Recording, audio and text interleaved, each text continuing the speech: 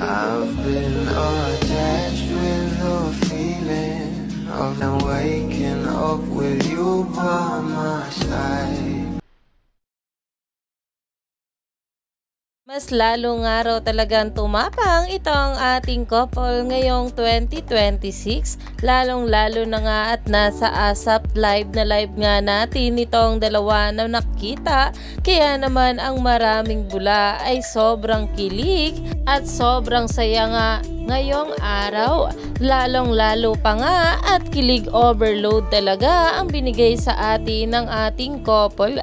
At narito pa nga guys na kung saan ay bumanat na nga itong ating Bal Mariano. Channel at sa All TV 2. Ba't ka natatameme? Eh kasi katabi ko siya. Ay, so sexy.